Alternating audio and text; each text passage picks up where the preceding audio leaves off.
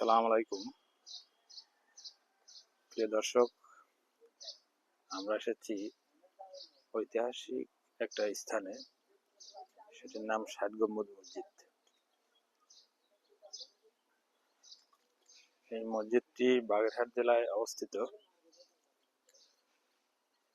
Ulugh Khanjahan Ali এই মসজিদটি 500 বছর আগে নির্মাণ করেন। এই মসজিদটি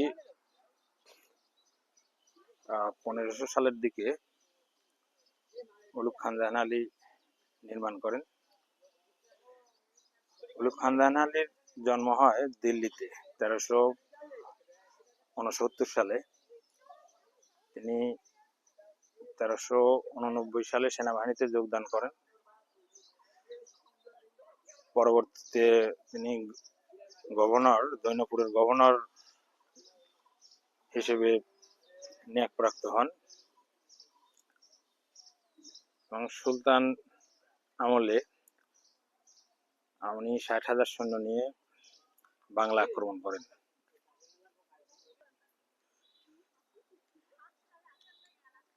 তিনি বাংলা আক্রমণ করে রাজা গণেশকে পরাজিত করেন। রাজা গণেশ ভয়ে দিনাজপুরে গিয়ে আশ্রয় নেয়। পরবর্তীতে 1418 সালের দিকে উনি যশোরে অবস্থান নেন।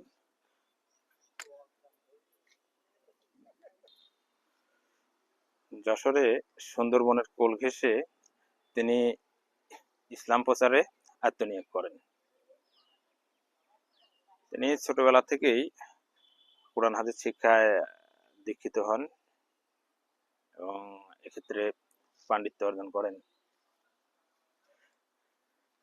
সুন্দরবন অঞ্চলে ধর্ম প্রচার করতে গিয়ে উনি এখানে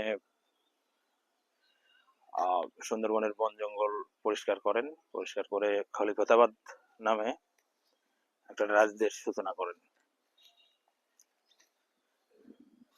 এবং বর্তমানে যে 60 গম্বুজ মসজিদ ছিল, মসজিদটিকে তিনি দরবার হল হিসেবে ব্যবহার করতেন।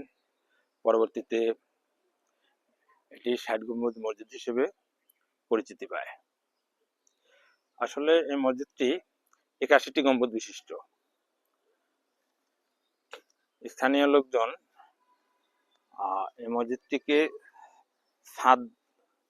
ছাদ গম্বুজ মসজিদ, অর্থাৎ গম্বুজ দিয়ে ছাদ নির্মাণ করার কারণে এটাকে ছাদ গম্বুজ মসজিদ বলা হতো। ছাদ গম্বুজ পরবর্তীতে বিকৃতি হয়ে 60 গম্বুজে রূপ লাভ করে।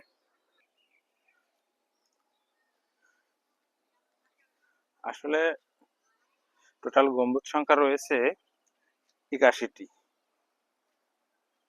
এবং 4 কোণায় 4টি সহ 81টি। এই মসজিদটি নির্মাণ করা হয় তুরস্কের স্থাপত্য রীতি অনুযায়ী। এর পাথরগুলো আনা হয় ভারতীয় উপমহাদেশের রাজমহল থেকে। এর পাথর আনা হয় বলে জানা যায়। মসজিদটি 1985 সালে ইউনেস্কো বিশ্ব ঐতিহ্য হিসেবে ঘোষণা করে। আর উলুগ খানজাহান আলীর নামের পূর্বে উলুগ থাকার কারণে উজবেক জাতিগোষ্ঠীর ইঙ্গিত পাওয়া যায়।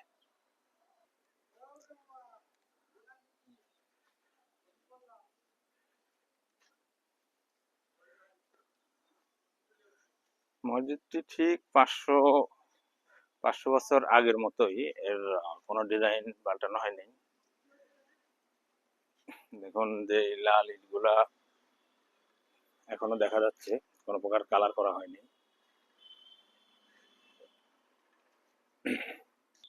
মসজিদের পাশে রয়েছে বিশাল একটা দিঘি। মসজিদের পাশে এই দিঘিতে খানজাহান আলীর পোষা কুমির ছিল। কুমিরগুলো কারো ক্ষতি করতো না, স্থানীয় লোকজনের কাছ থেকে এটা জানা যায়। তো মসজিদ কম্পাউন্ডের পাশের এই দিঘিতে এখন আর একটা কুমিরও অবশিষ্ট নেই।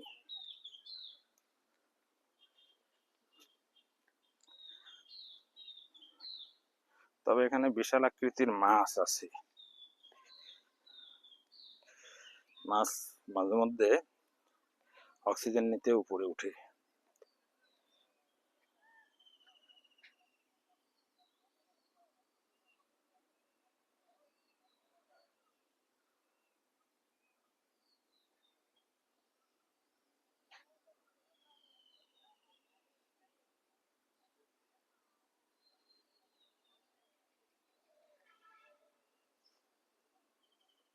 দিঘিটির নাম হলো ঐতিহাসিক ঘোড়া দিঘি।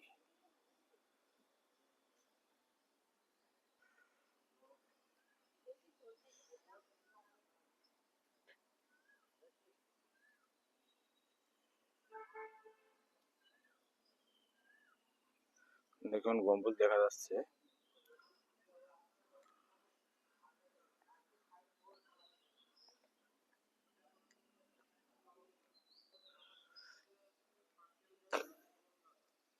গম্বুজের পাশে বিশাল আকৃতির একটি কড়ই গাছ দেখা যায়।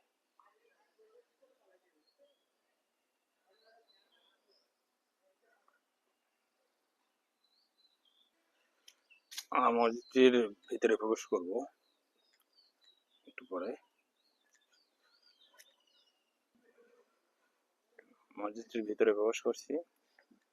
এখানে দেয়ালের পুরুত্ব অনেক বড়, দেখেন, যার জন্য 500 বছরেও এই মসজিদের তেমন কিছু হয়নি। ভিতরটা দেখাই। ভিতরে শুধু পাথরের পিলার আর পিলার, এবং উপরে সব গম্বুজ।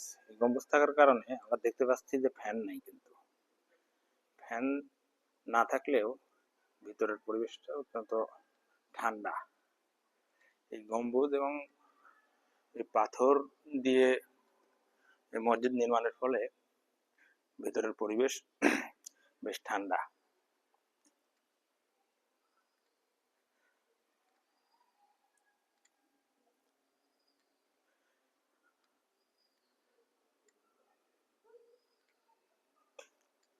দেখাই হুজুরের মেম্বার।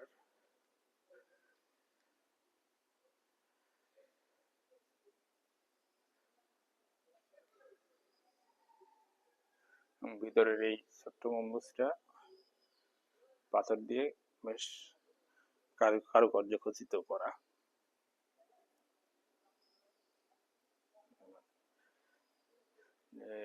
এই মসজিদে ছাদ নেই, ছাদ গম্বুজ দিয়ে নির্মিত, যার জন্য স্থানীয়রা একে ছাদ মসজিদ হিসেবে ডাকত। পরবর্তীতে কালের পরিক্রমায় ছাদ মসজিদ হয়ে গেছে 60 গম্বুজ মসজিদ।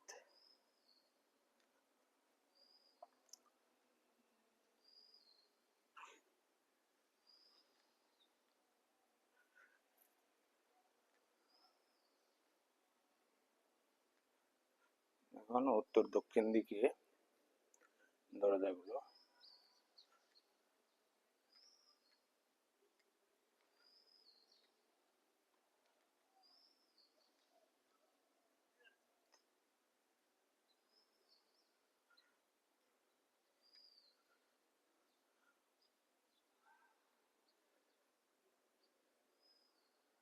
কতটা কারুকার্য খচিত করা,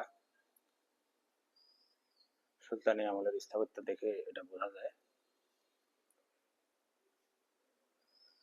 মসজিদটি সুলতানি আমলে নির্মিত হলেও এটি তুরস্কের রীতিনীতি অনুযায়ী করা হয়, তুরস্কের স্থাপত্য অনুযায়ী।